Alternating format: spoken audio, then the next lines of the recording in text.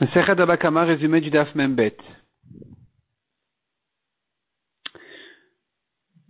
On a vu dans le Daf précédent déjà quelques drachot sur le passage qui dit un taureau tam qui a tué un homme. Le taureau est chayav mita et son propriétaire est naki, il est propre. Qu'est-ce que ça veut dire il est propre? On a pris de là quelques drachot. Soit on a dit il est propre, ça veut dire qu'il n'aura pas le droit de profiter de son taureau. Même s'il a fait la shrita, il ne pourra pas le manger. On a pris encore d'autres drachot de dire il est propre, ça veut dire il est patour. Il est patour, malgré que dans un cas de mouad, il doit payer le kofer, qui veut dire il doit payer le prix du nizak, le prix du mort. Ici, dans tam, il ne paye pas, bien sûr qu'il ne paye pas le kofer, mais même la moitié du kofer comme un tam, il ne paye pas. La Gemara ici ramène encore d'autres drachot sur ce pasuk-là de Baal HaShoronaki, de quoi il est patour. La Gemara vient dire il est patour du prix des bébés. C'est-à-dire, deux hommes qui sont disputés, dit la Torah, ils allaient se tuer, et il y a une femme qui a pris le coup, une femme enceinte, les bébés sont partis, il devra payer les bébés à son mari. Et la Torah dit là-bas des hommes qui sont disputés, on a exclu de là des hommes et pas des taureaux. Ici, la Torah vient nous dire, Baal HaShoronaki, justement, le propriétaire du taureau, il est patour, dans ce cas-là, il est patour des bébés. Et la Gemara demande, mais pourquoi deux psukim pour te dire la même chose? On l'a déjà appris du mot qui dit des hommes qui sont disputés, pas des taureaux. Pourquoi la Torah a besoin de répéter ici que le propriétaire du taureau, il est patour? Et autour de ça, la Gemara ouvre tout un débat qui se termine, finalement, la Gemara conclut en disant comme ça. J'aurais pu croire qu'en ce qui concerne les hommes, s'ils ont eu l'intention de se tuer l'un à l'autre, et que, finalement, c'est la femme qui a pris le coup, il est chayav. Mais s'il avait l'intention de tuer la femme directement, il est patour parce que celui qui l'a tué, il est déjà chayav mita, donc il est patour de payer.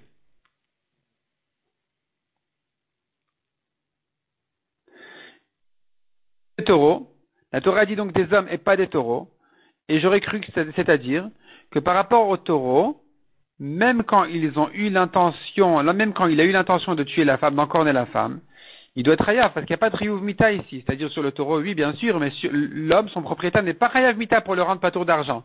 Donc j'aurais cru qu'il est chayav, même si le taureau avait l'intention de tuer la femme directement. J'aurais cru qu'il est chayav des bébés. Donc quand la Torah t'a dit des hommes et pas des taureaux, tu n'aurais pas compris qu'il est patour dans le cas du taureau.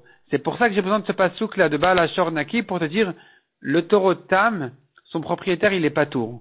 Même s'il a tué comme dans ce cas-là, par rapport à la femme enceinte, peu importe si elle est morte ou elle n'est pas morte, en tous les cas, le propriétaire, il est patour des bébés.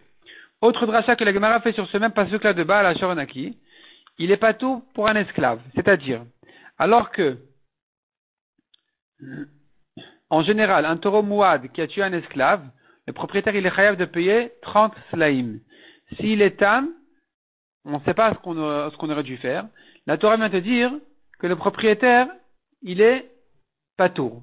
Et la Gemara revient, cette rachal elle est Rabbi Akiva. La Gemara elle revient sur Rabbi Akiva en lui demandant, mais toi-même Rabbi Akiva, tu as objecté Rabbi Eliezer dans le daf précédent. Et tu lui as demandé, mais pourquoi j'ai besoin d'un pasouk pour dire que le propriétaire du taureau, il est patour dans un cas de tam, alors que le tam ne paye que migoufo de son corps. Or ici, il n'a pas de corps parce qu'il faut le tuer. Il a tué un homme, une femme, il a tué un esclave. Il faut le tuer, le taureau.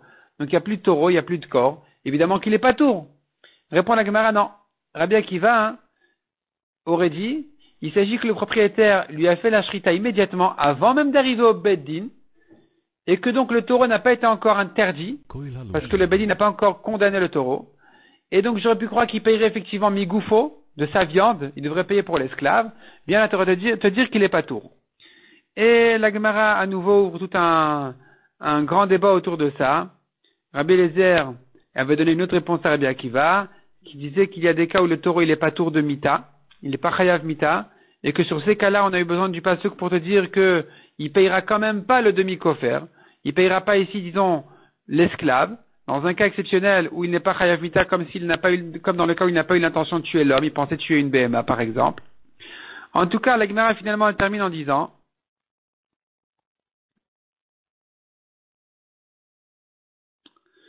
que dans le cas où il a fait la shrita, c'est évident qu'il est patour.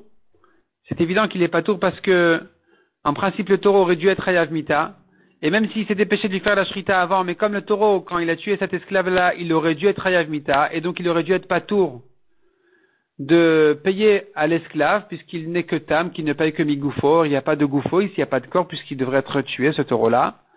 Donc pourquoi j'ai besoin d'un pasouk pour le rendre patour? La Gemara finalement conclut en disant comme ça. J'aurais pu croire que le taureau, ici, exceptionnellement, il serait chayav, même en tant que tam, de payer mina aliyah, pas de son corps. Le propriétaire devrait payer même de sa poche. Pourquoi? Parce qu'on a vu ici une exception en ce qui concerne l'esclave, une khumra spéciale que la Torah dit, même si l'esclave ne vaut aucun petit séla, tu payeras 30 slaim.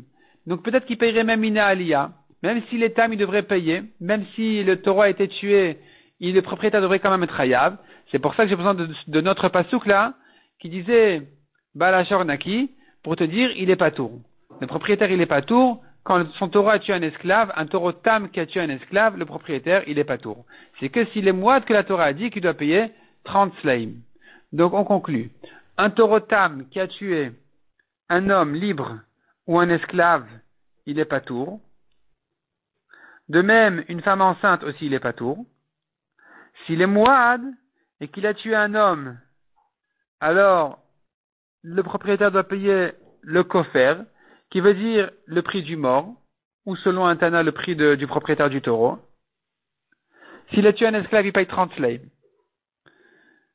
Dans tous les cas, un taureau qui a tué un homme ou une femme ou un esclave, le taureau lui-même, il doit être chayav mita. Le taureau, en principe, il est chayav mita, sauf s'il avait l'intention de tuer une autre BMA, et que finalement il se retrouve à tuer un homme, dans ce cas-là, le taureau, il est pas tour.